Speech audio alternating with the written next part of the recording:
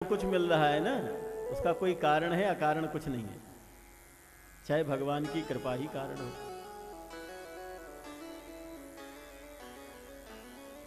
कहते हैं कन्हैया जब छोटे थे, भादों शुक्ल पक्ष चतुर्थी थी,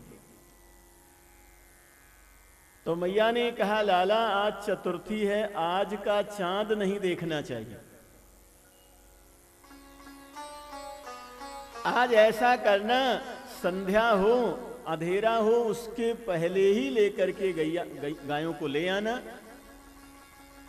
और मान लो विलंब हो जाए किसी कारण से तो तुम ऊपर की तरफ देखने ही मत।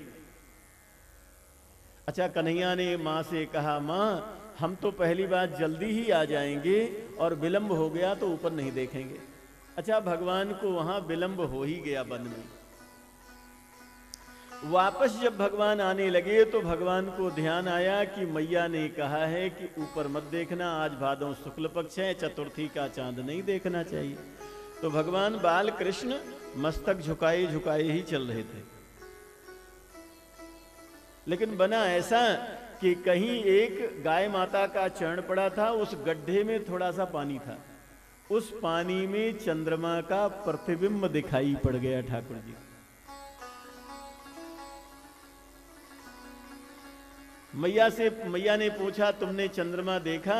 भगवान ने कहा हमने तो देख लिया। तो मैया ने कहा बेटा किसी न किसी दिन तुमको कलंक जरूर लगेगा। गर्गाचार्य महाराज कहते हैं इसी वजह से आपको कलंक।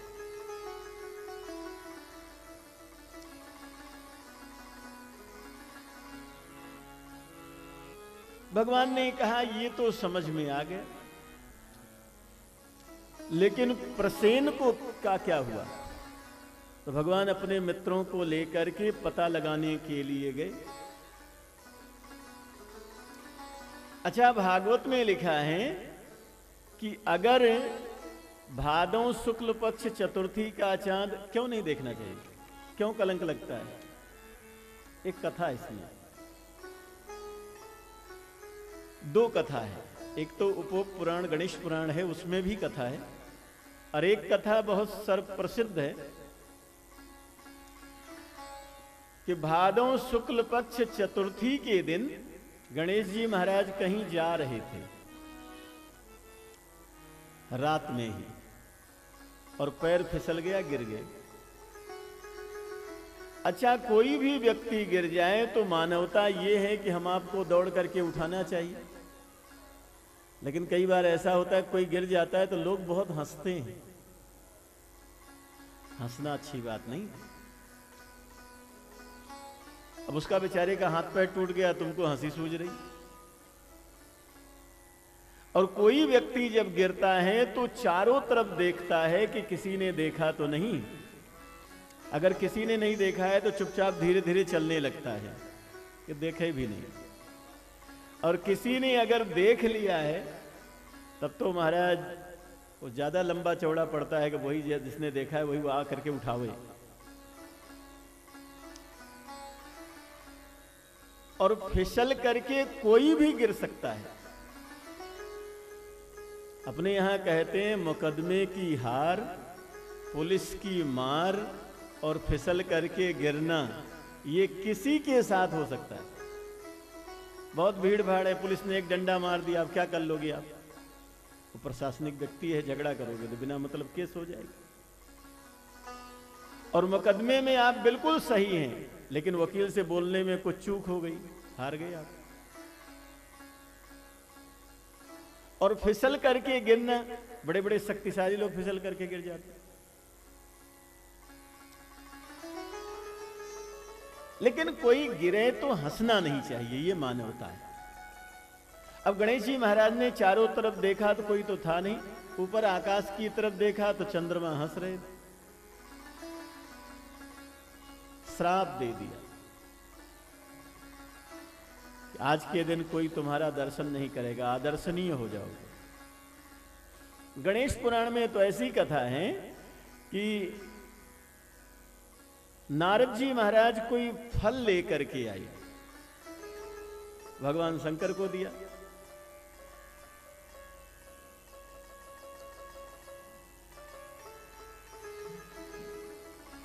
भगवान शंकर एक फल हाथ में लिए हैं और मांगने वाले पुत्र दो, कार्तिकेय और गणेश जी दोनों कहे हमको दो, वो कहे हमको दो।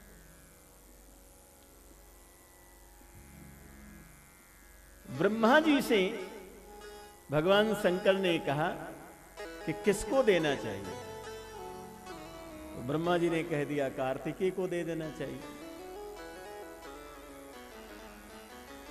उसमें भगवान शंकर ने कार्तिकेय को दे दिया। उसमें गणेश जी महाराज बहुत ज्यादा नाराज हो गए, और जब नाराज हो गए तो चेहरा बड़ा भयानक हो गया। उस भयानक शकल को देख करके चंद्रमा हंस पड़े, तो श्राप दे दिया कि तुम बहुत ज्यादा सुंदर हो, इसीलिए तुमने हमको गजानन देख करके या कुपित देख करके हंसा है, तो अदर्शनीय हो जाओ, तुम्हें कोई देखेगा तो कलंक लगेगा। साल भर का पूरा श्राप दिया, हमेशा कोई तुम्हें देखेगा नहीं। बाद में सबने प्रार्थना किया तो भगवान गणेश ने कहा भाद्र शुक्ल चतुर्थी जिस दिन हमारा जन्म हुआ है उस दिन छोड़ करके बाकी श्राप मोचन हो गया, बाकी दिन सब दर्शन करें, लेकिन उस दिन कोई देखेगा तो कलंक लगेगा। उस दिन चंद्रमा अदर्शनीय होते हैं। इसका मतलब किसी को हंसोगे आप तो अदर्शनीय हो जाओगे, फिर आपका मुंह देखने लायक नहीं। किसी को हंसना नहीं चाहिए।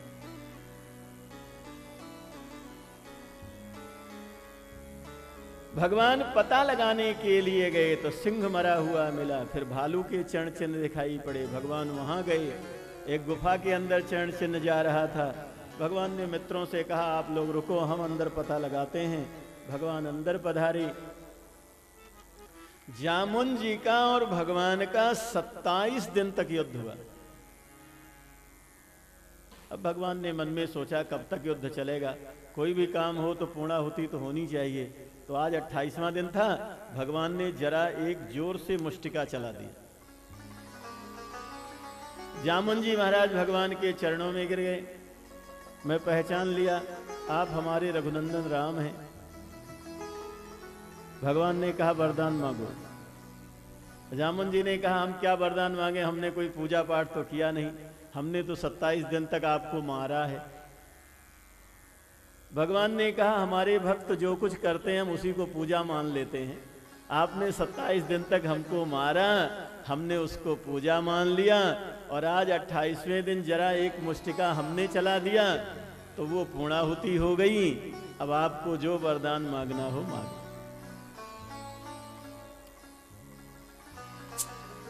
प्रभु आपका आना कैसे हुआ, भगवान ने बता दिया। ये मणि कैसे कैसे इससे कलंक लगा, इसीलिए हमको आना।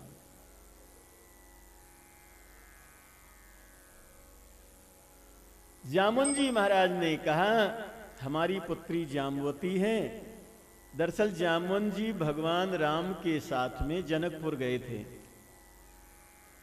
तो जनक जी महाराज ने जो भगवान राम का स्वागत किया, तो जामुन जी महाराज के मन में हुआ कि हमारे भी कन्या अगर होती तो हम भगवान के साथ विवाह करके और भगवान को हम अपना जमाई बनाते।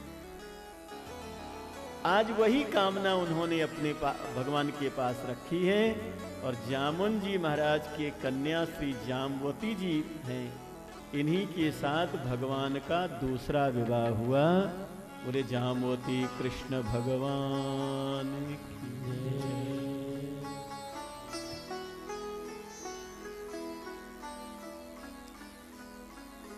भगवान जामवती जी के साथ में द्वारिका पधारते हैं। अन्य विवाहों की कथा हम सुनते हैं, लेकिन बीच में 2 मिनट का एक संकीर्तन बड़े भाव से करें।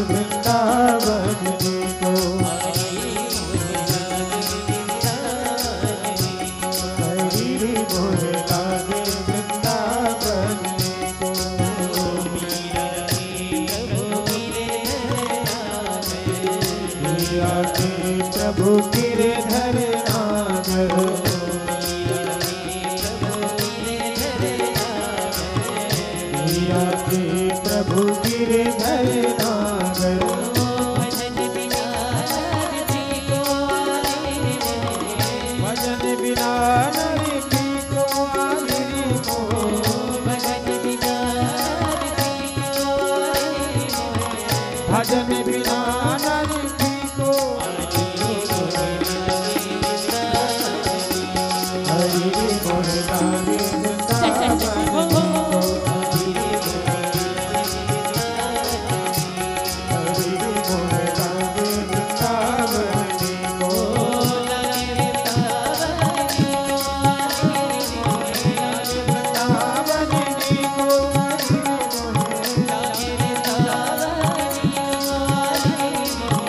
लागे वृंदावन जी को,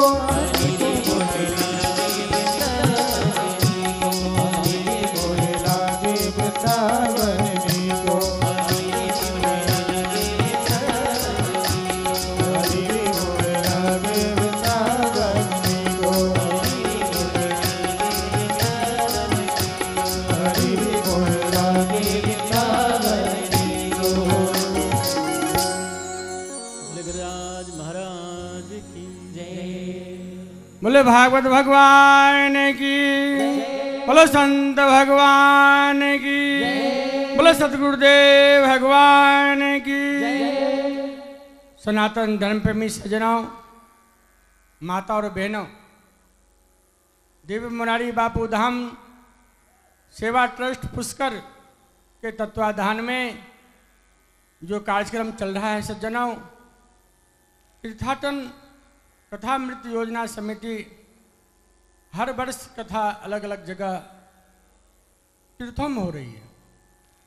सज्जनों, गिरिराज महाराज की कृपा से ऐसा सुंदर भागवत कार्यक्रम जो चल रहा है, और गिरिराज महाराज की ऐसा विशेष कृपा हुई कि 10 साल की कथा का जजमान आगामी नाम आ गए।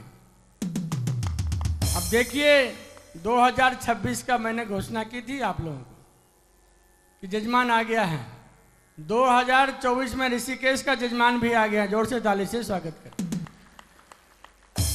और 2025 काशी विश्वनाथ भगवान के चरणों में शिव महापुराण कथा की तैयारी में अभी से जजमान का नाम आए हैं।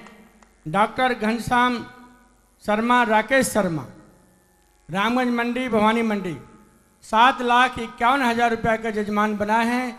काशी विश्वनाथ भगवान 2025 मंच पर आवें और बापू से, संत भगवान से आशीर्वाद प्राप्त करें। देव कुमार जी शर्मा इनके सुपुत्र, घनश्याम जी शर्मा, श्री डॉक्टर वैभव शर्मा सुपुत्र राकेश जी शर्मा, श्री डॉक्टर देव कुमार जी शर्मा, ये सभी मंच पर पधार करके आप बापू से आशीर्वाद प्राप्त करेंगे। सज्जनों, तीर्थाटन आयोजन जो कथा योजना समिति हैं, इसमें सदस्य कमला देवी शर्मा, सुंदरलाल जी शर्मा देवली से 11,000 रुपये राशि दे करके तीर्थाटन आयोजन समिति के सदस्य बन रहे हैं।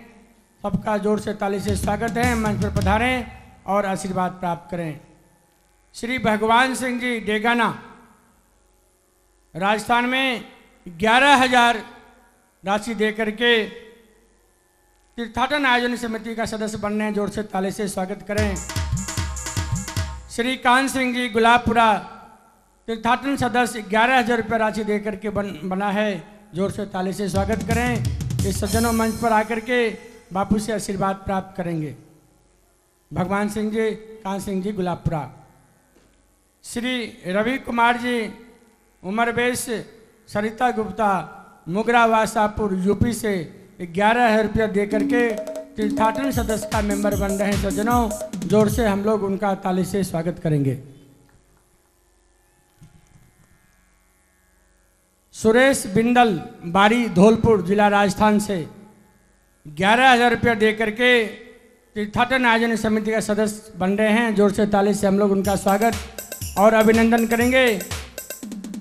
भगवान दास जी गर्ग, बारी से 11,000 रुपया दे करके आजीवन सदस्य बन रहे हैं। यहाँ उपस्थित अभी पधारे हैं, बारी से मंच पर पधारें और बापू से आशीर्वाद प्राप्त करें। राम प्रकाश जी गर्ग, संत भंडारी में 21 रुपया भेंट अर्पित किया है। बारी से जोर से ताली से स्वागत करेंगे।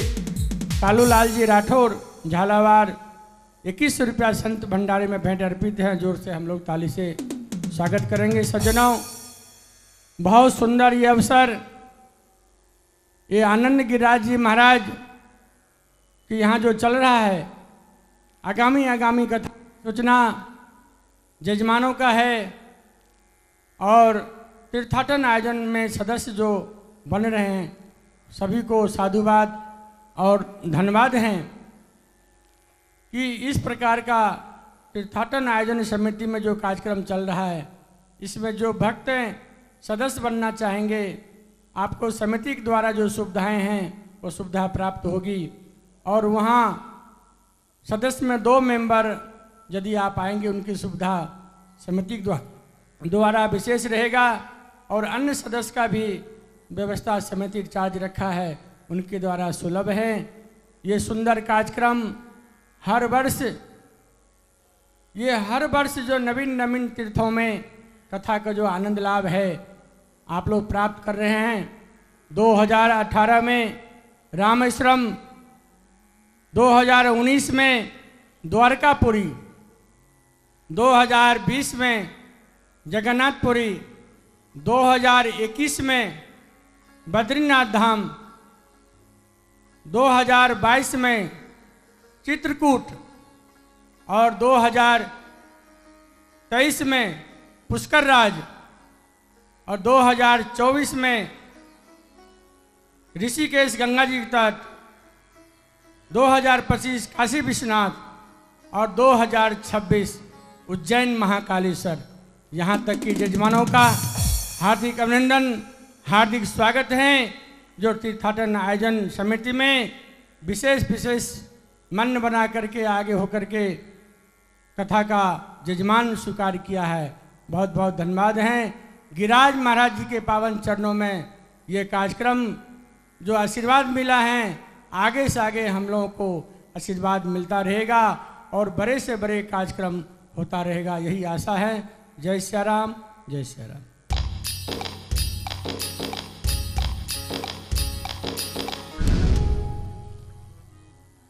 गिरिराधरण भगवान की जय।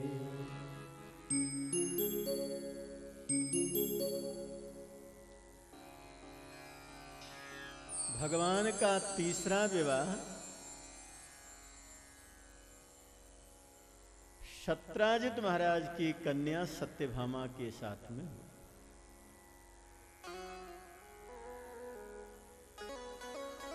बोले सत्यभामा कृष्ण भगवान की।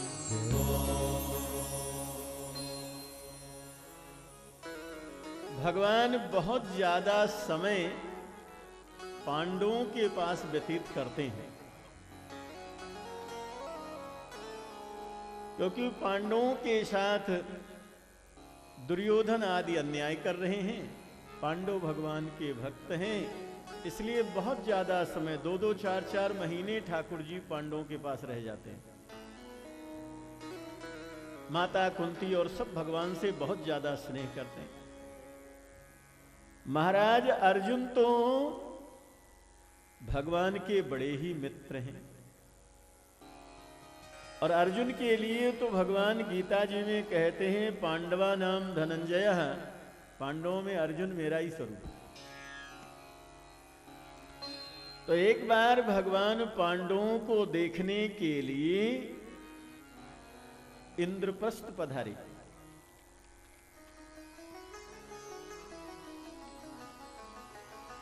व्यास जी के शब्दों में सुनी।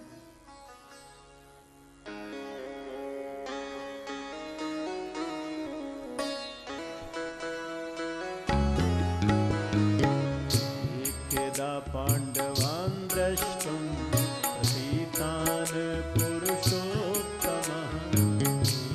एकदा पांडवान् द्रष्टुं प्रसीतान् पुरुषोत्तमः। एकदा पांडवान् द्रष्टुं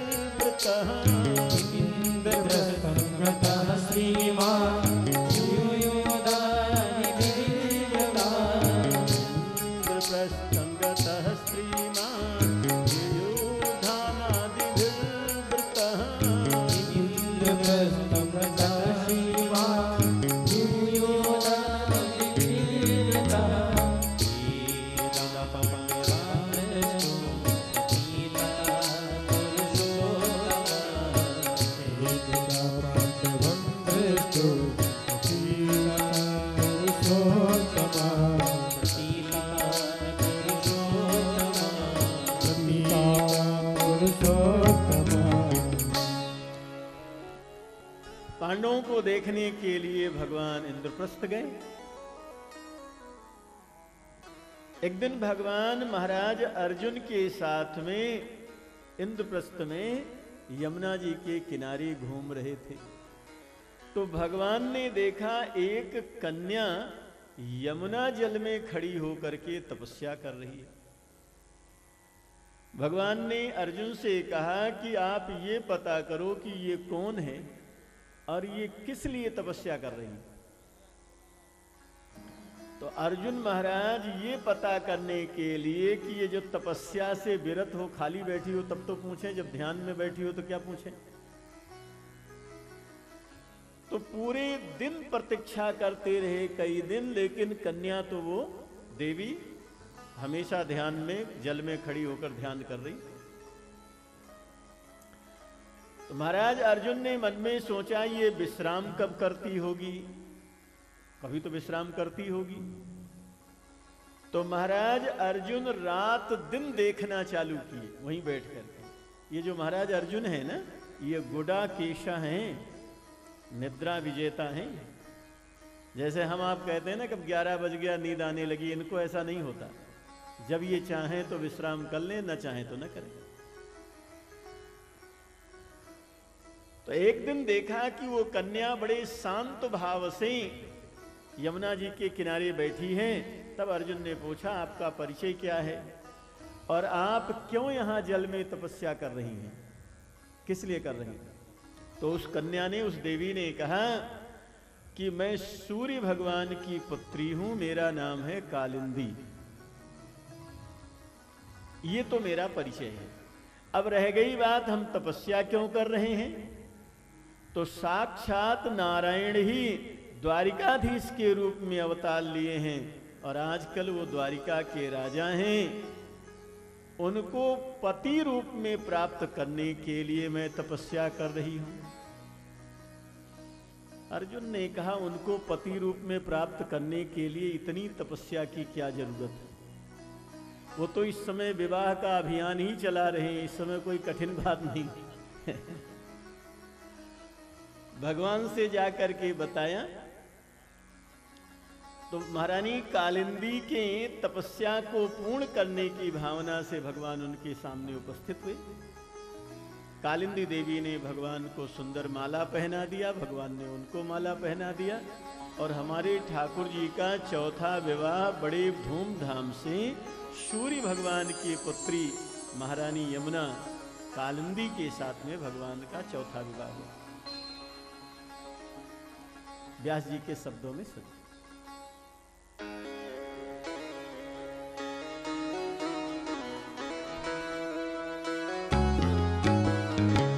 हम देवस्य सवितु लोहिता पतिमीक्षति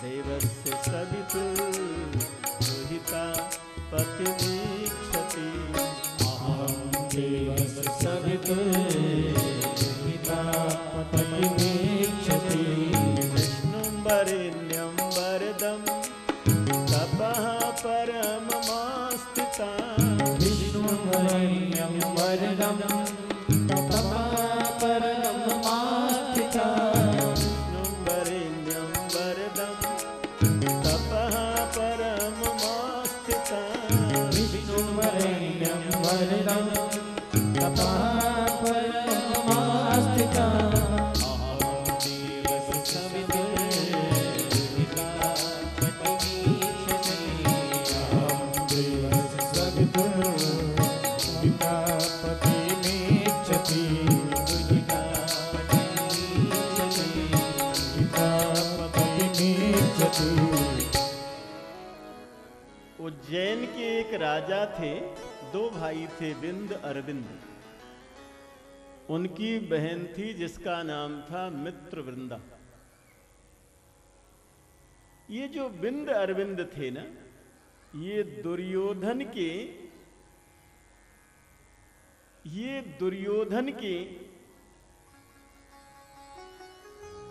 अधीन थे। मान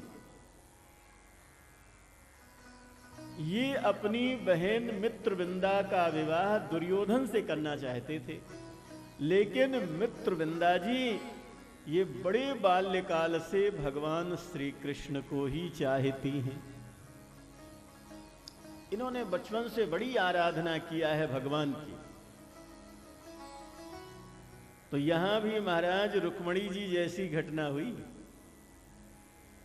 भगवान देखो, भगवान अपने भक्त को महत्व देते हैं, चाहे कुछ भी भगवान को करना पड़े।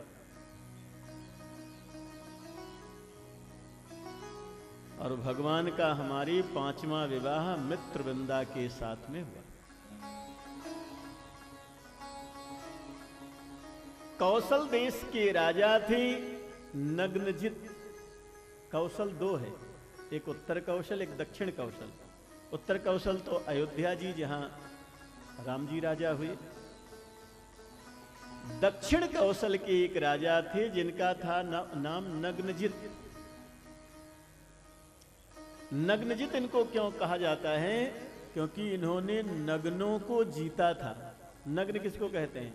बोले जो नास्तिक है उसी को नग्न कहते हैं। बहुत से नास्तिकों को इन्होंने जीता था, इसलिए महाराज का नाम ही पड़ गया था नग्नजित। उनकी कन्या है जिनका नाम है नाग्नजिति। और नाग्नजिति का एक नाम सत्या भी है। उनका स्वयंवर था। स्वयंवर में महाराज ने ऐसा शर्त रखा था, 7 शक्तिशाली उनके पास बैल थे, जो 7 बैलों को नाथ देगा एक ही राजकुमार, उसके साथ कन्या का विवाह करूंगा। और वो बैल ऐसे थे कि वीरों की गंध मात्र से वो काल बन जाते थे। अब न जाने विवाह के लिए कितने राजकुमारों ने वहां अपना हाथ पैर तोड़वा लिया उन बैलों से। जो जाते थे बेचारे वही हाथ पैर हड्डी तोड़वा करके आते थे। ये नग्नजिति जो थी, ये भी भगवान की बड़े बाल्यकाल से भगवान को ही चाहती थी। तो भगवान नग्नजित महाराज के पास स्वयं गए और भगवान ने कहा, वैसे हम क्षत्रिय हैं, क्षत्रिय को मांगना वगना नहीं चाहिए, लेकिन हम आपकी कन्या की याचना कर रहे हैं। नग्नजित महाराज ने कहा, जरूर आप हर तरह से महान हैं, हम भी अपना सौभाग्य समझेंगे आपके साथ अपनी पुत्री का विवाह करके, लेकिन हमने एक शर्त रखा है, उस शर्त में आप उतरो। 7 हमारे पास शक्तिशाली बैल हैं, उनको जो राजकुमार नाथ देगा, सौर शुल्क स्वयंवर है, हम राजकुमार का पराक्रम देख करके फिर विवाह करेंगे। सुखदेव जी कहते हैं, परीक्षित, भगवान वहां जब पधारे स्वयंवर भूमि में, तो भगवान ने एक साथ ही 7 रूप ले लिया और 7 बैलों को पकड़ करके नाथ दिया, और भगवान का 6वां विवाह हो गया नाग्नजिति के साथ में। बोले नाग्नजिति कृष्ण भगवान की। भगवान का 7वां विवाह हुआ भद्रा के साथ, और भगवान का 8वां विवाह हुआ लक्ष्मणा के साथ। ये हमारे भगवान की अष्टपट रानियां हैं। गर्ग संहिता के इस मंत्र में ध्यान से सुने। भैस्मी जाम्बवती भामा सत्या भद्रा च लक्ष्मणा कालिंदी मित्र वृंदा चेतष्टौपट महास्त्रियः।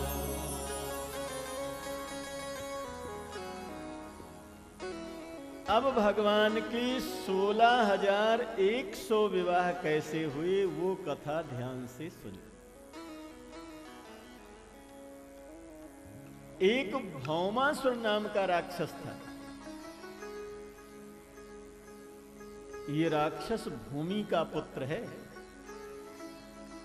भगवान ने वराह अवतार लेकर के धरती को जब उद्धार किया तो भगवान और वराह भगवान के संयोग से, धरती माता और वराह भगवान के संयोग से इस बालक का जन्म हुआ। नाम पड़ा भौमासुर। इसको भागवत में नरकासुर भी कहते हैं। तो प्रश्न ये उठता है कि भगवान के यहां जन्म लेने वाला बालक राक्षस कैसे हो गया, भगवान का बेटा राक्षस कैसे हुआ?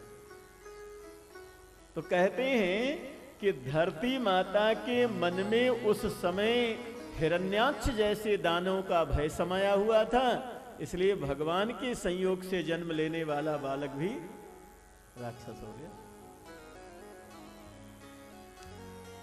मां के हर क्रियाकलाप का असर बच्चे पर पड़ता है। इसलिए कहते हैं कि जब बालक का संयोग हो तो माता को ज्यादातर पूजा पाठ, धर्म कर्म, अच्छे अच्छे कामों में रहना चाहिए ताकि श्रेष्ठ संतान का उसके यहां जन्म हो। भगवान ने कहा पृथ्वी देवी से कि आपके यहां जो बालक जन्म लेगा राक्षस होगा। धरती माता ने कहा भगवान एक वचन आप दे दो कि आप ही राक्षसों को मारते हैं, आप उसको मत मारना। भगवान ने कहा मारना तो हमको ही पड़ेगा, लेकिन रह गई बात, जब तक आप स्वयं नहीं कहेंगी तब तक नहीं मारूंगा। जब राक्षस बहुत उपद्रव करते हैं तो आप ही सबसे पहले प्रार्थना करती हैं तो मैं राक्षसों का उद्धार करता हूं। ये वचन जरूर दे देता हूं कि आप जब स्वयं कहेंगी तो मारूंगा। भौमासुर ने बहुत उपद्रव किया, भागवत में लिखा है इतना अत्याचार किया इसने। ये देव माता अदिति का कुंडल छीन लिया जबरदस्ती उनके कानों से ऐसे जाकर के। वरुण देवता जिससे जल की बरसात करते हैं, अमृत वर्षण करने वाले छत्र को छीन लिया भरी सभा में। बड़ा उपद्रव इसने किया। सभी देवताओं ने भगवान से आकर प्रार्थना किया तो आज भगवान पधार रहे हैं इस भौमासुर का उद्धार करने के लिए। भगवान गरुड़ पर बैठ करके गए और भगवान के साथ में सत्यभामा जी भी साथ में गई। भगवान कहीं भी पधारते हैं तो सत्यभामा जी को अपने साथ में लेकर के जाते ज्यादातर। क्यों? इसके कई कारण हैं। एक कारण तो यह है कि सत्यभामा अपने पिता के केवल एक ही संतान अकेले थी, इसलिए पिताजी ने इनको बड़े लाड प्यार से पाला है। इनको क्या रथ चलाना, क्या धनुष बाण चलाना, युद्ध विद्या, शस्त्र विद्या सबका ज्ञान है। तो भगवान लड़ाई में जा रहे हैं, इसलिए सत्यभामा जी को साथ में लेकर के गए। दूसरी बात, भगवान की महारानियों में सत्यभामा जी का स्वभाव थोड़ा तेज है। ये बहुत जल्दी गुस्सा करती हैं और स्वाभाविक है। भगवान के खजाने में सत्यभामा जी के पिताजी की मणि है, जिससे 2 कुंटल सोना हर रोज खजाने में आता है। तो ईमानदारी की बात है कि भगवान के खजाने में 10% का शेर तो सत्यभामा जी का भी है। और पिता का बहुत ज्यादा शेर हो तो पुत्री को थोड़ा नाराज होना स्वाभाविक है। भाई तुम्हारे यहां तो मोटरसाइकिल भी चलने की नहीं थी, हमारे पिताजी ने 4 व्हीलर दिया तो तुम भी 4 व्हीलर वाले हो गए, तो पुत्री की गर्मी स्वाभाविक। सत्यभामा जी को कहीं भी भगवान पधारते हैं तो अक्सर लेकर के जाते हैं, इसलिए कि इनका स्वभाव तेज है। पीछे कोई झगड़ा झंझट न हो, तो जो सबसे ज्यादा झगड़ालू हो उसको साथ में ही लेकर के जाओ तो पीछे का टेंशन नहीं रहेगा। और तीसरा एक कारण है कि आज भगवान विशेष रूप से सत्यभामा जी को साथ में लेकर जा रहे हैं, इसलिए कि भगवान की अष्टपटरानियां, ये अष्ट प्रकृति ही अष्टपटरानी के रूप में अवतार ली हैं। तो ये सत्यभामा कौन है? बोले भूदेवी, साक्षात धरती माता ही सत्यभामा के रूप में अवतार ली हैं। और भगवान ने धरती देवी को वचन दिया है कि आप कहेंगी तो ही मारूंगा, इसलिए आज भौमासुर से लड़ने जा रहे हैं तो सत्यभामा जी को साथ में लेकर। महाराज भौमासुर का जैसा किला है वैसा तो भागवत में किसी का किला ही नहीं। 7 किले के भीतर में रहता है। पहले चारों तरफ पहाड़ों का किला है, अगर उसको कोई पार हो जाए तो शस्त्र का किला है, अपने आप शस्त्र चलते रहते हैं वहां। उसको भी कोई पार हो जाए तो पानी का किला है, और पानी में बड़े बड़े खतरनाक जानवर हैं, उनको पार करना कठिन है। उनको कोई पार हो जाए तो अग्नि का किला है, आग जलती रहती है। व्यास जी के शब्दों में सुनिए।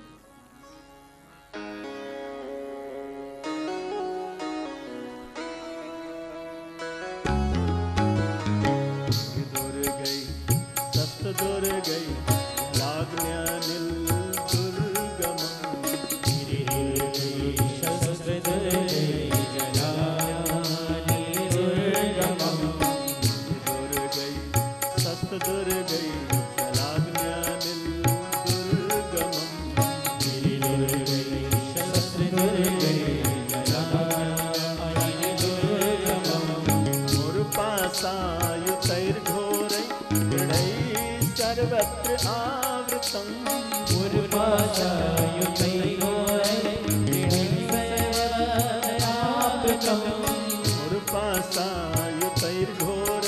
दृढै सर्वत्र आवृतम्।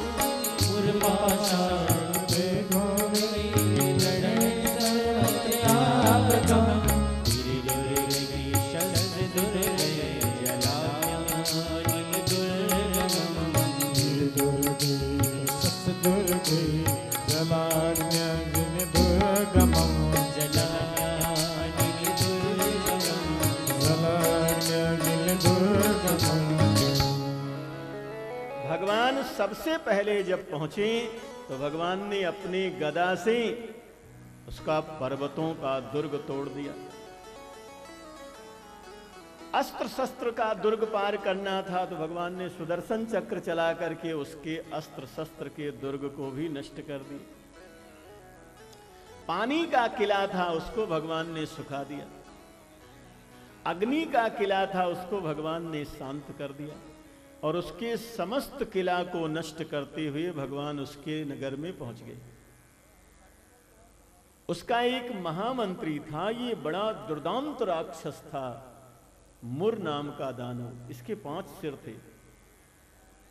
उसके साथ भगवान का युद्ध हुआ और भगवान ने उस मुर नाम के दानव का उद्धार किया।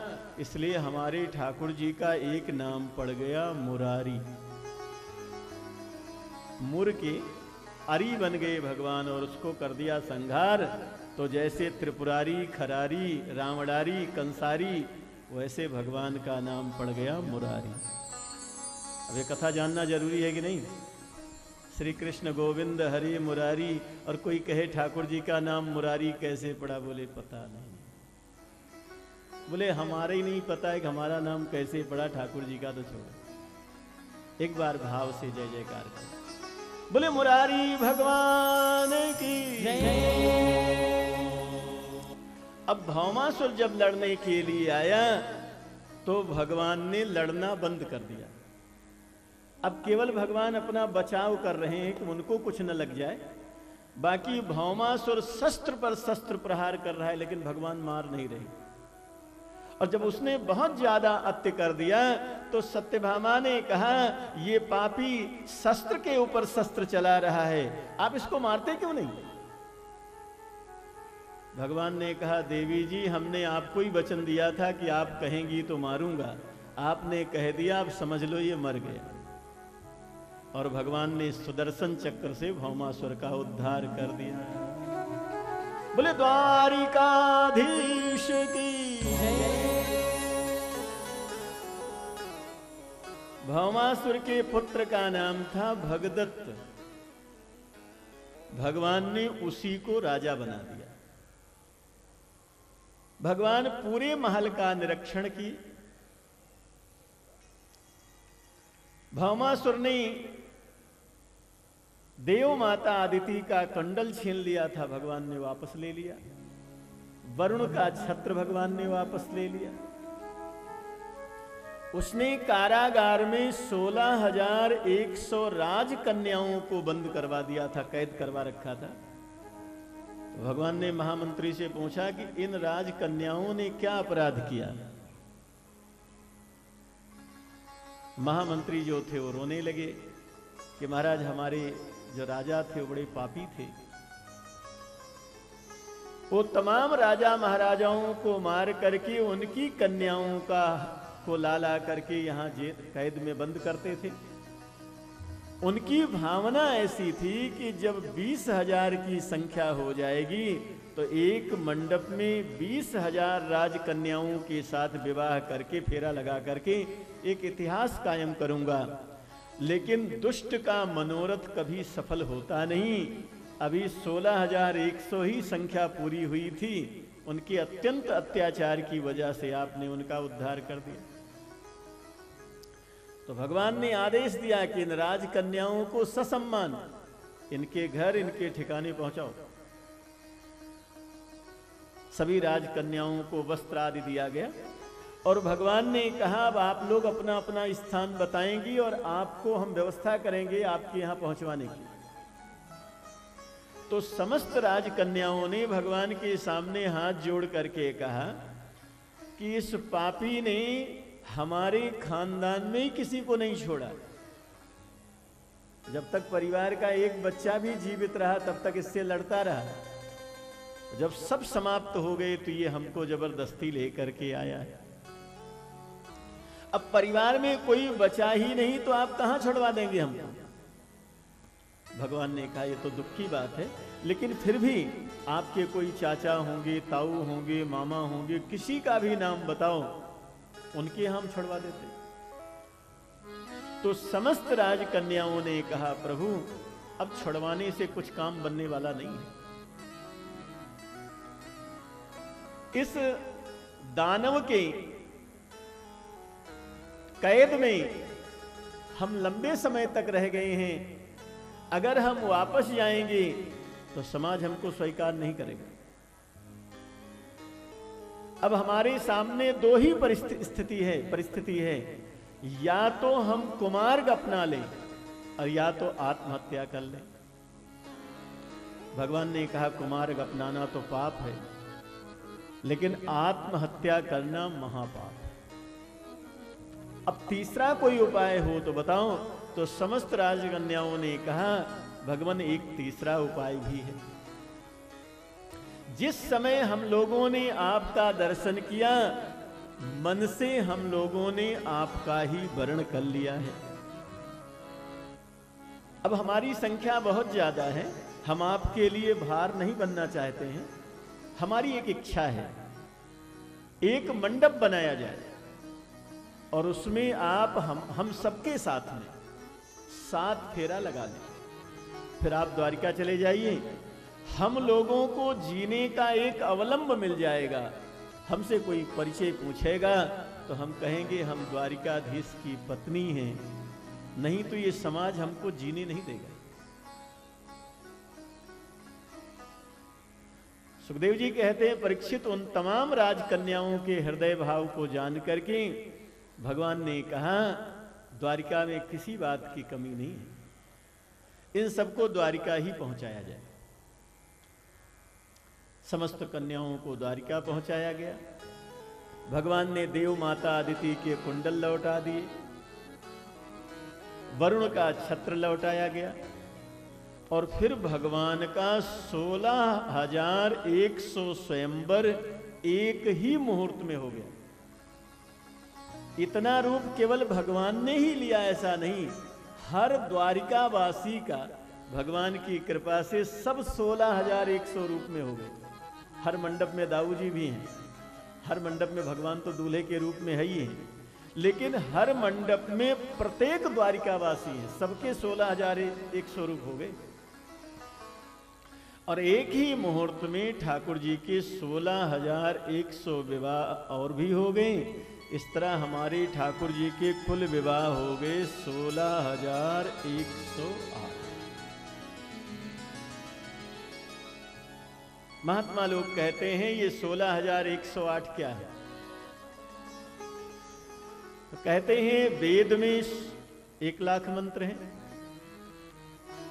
इसमें 80,000 मंत्र कर्म कांड के हैं, 4,000 मंत्र ज्ञान कांड के हैं और 16,000 मंत्र हैं उपासना कांड के। उपासना किसको कहते हैं? बोले उपसमीपे असनम, उनके समीप ही रहना। ये 16,000 मंत्र जो उपासना कांड के हैं, भगवान की अत्यंत समीपता प्राप्त करने के लिए द्वापर में यही 16,000 महारानियों के रूप में, कन्याओं के रूप में अवतार लिए वेद मंत्र। उपनिषदों की संख्या बहुत ज्यादा है, लेकिन 100 उपनिषद ऐसे हैं जो भक्ति की तरफ जीव को प्रेरित करते हैं। वो 100 उपनिषद भी राजकन्या के रूप में जन्म ली। और अष्ट प्रकृति, भूमिरापो नलो वायु खम मनो बुद्धिरेव च अहंकार तीयम में भिन्ना प्रकृतिरष्टधा, गीता में जिसको भगवान कहते हैं, ये 16,108। अब दूसरा भाव सुन लीजिए। देवी भागवत में ऐसा लिखा है कि ये देवियां, इंद्र भगवान ने इनको भेजा था भगवान नर नारायण की समाधि तोड़ने के लिए। भगवान की समाधि क्या टूटेगी? भगवान ने एक अपने उरु से उर्वशी नाम की अप्सरा को प्रकट करके कहा, इसको साथ में लेकर के जाओ। उन तमाम देवियों ने भगवान से कहा कि हम आपको छलने आए थे, लेकिन हम ही चले गए। भगवान ने कहा जो वरदान मांगना हो मांग लो। तो समस्त ने ये कह दिया कि हम आपको पति रूप में पाना चाहते। तो नर नारायण भगवान ने कहा अभी तो हमारा जो अवतार है तपस्वी अवतार है, अब ये इच्छा तुम्हारी अब पूरी होगी द्वापर में, जब कृष्ण अवतार होगा। तो इन देवियों को देवी भागवत महापुराण के अनुसार भगवान ने वरदान दिया था और वही द्वापर में महारानियों के रूप में प्रकट। अन्य पुराणों के अनुसार ऐसी कथा है कि भगवती लक्ष्मी ने ही 16,108 रूप लिया है और इतना बृहद रूप लेकर के केवल माता लक्ष्मी जी की और भगवान की ये लीला हुई। ये तीनों भाव है। भगवान 16,108 महल में 16,100 रूप में भगवान विराजते हैं, ऐसा भागवत में वर्णन है। अच्छा, आगे हम लोग सुनेंगे, लेकिन बीच में 2 मिनट का एक संकीर्तन।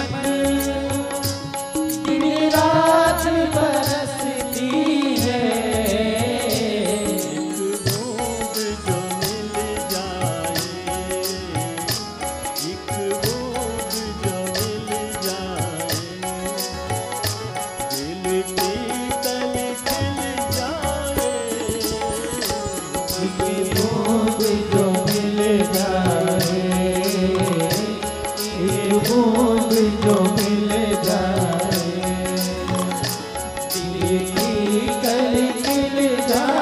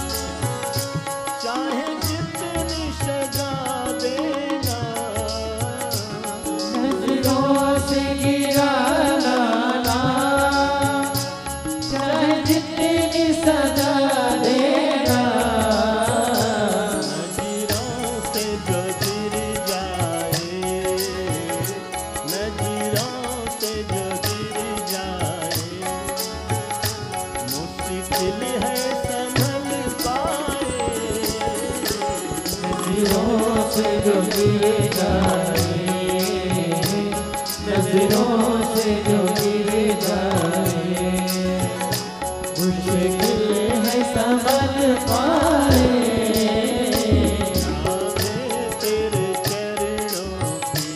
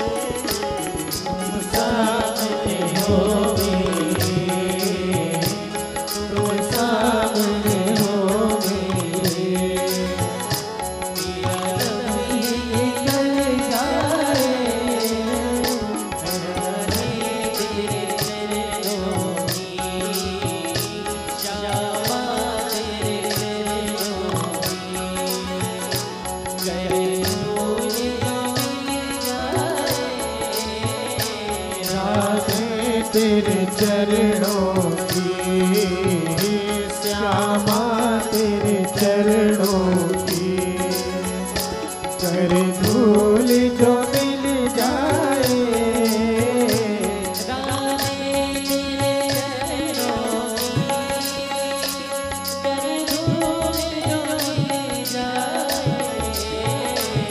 राधे तेरे चरणों की, कर धूल जो मिल जाए,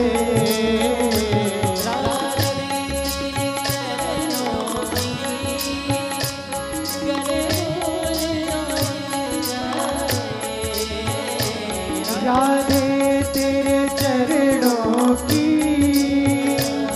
कर धूल जो मिल जाए,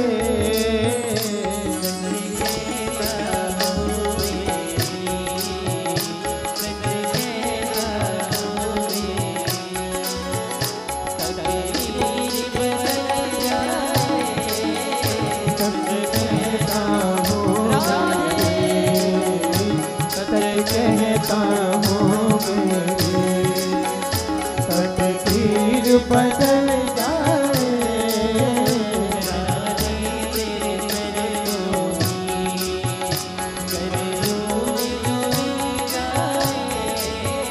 राधे तेरे चरणों की, राधे तेरे चरणों की, कर धूल जो मिल जाए,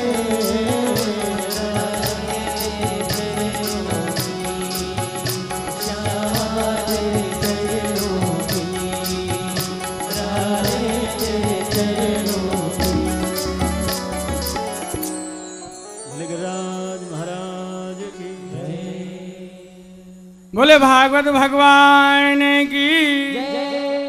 दिव्य मुरारी बापू धाम सेवा ट्रस्ट पुष्कर, गनाहिरा, जिला अजमेर, राजस्थान। सज्जनों, वहाँ से जो भक्त लोग समुदाय पूरा समूह हम जिस पावन धरा पर कथा सुन रहे हैं, गिरिराज महाराज जी के चरणों में जो कथा स्थल है मुकुंद विनोद गार्डन, इनके जो मालिक हैं श्रीमान विनोद जी गर्ग, आज कथा तो सुन रहे थे घर पर भी, यहाँ भी आज यहाँ दिन में समय मिला है और आज उपस्थित हुआ है। विनोद जी का हम जोर से ताली से स्वागत करेंगे और गर्ग साहब मंच पर पधारेंगे। विनोद जी बापूजी का मालार्पण से स्वागत और आशीर्वाद भी प्राप्त करेंगे। सज्जनों, दिव्य मुरारी बापू धाम सेवा ट्रस्ट पुष्कर, महामंडलेश्वर श्री दिव्य मुरारी बापू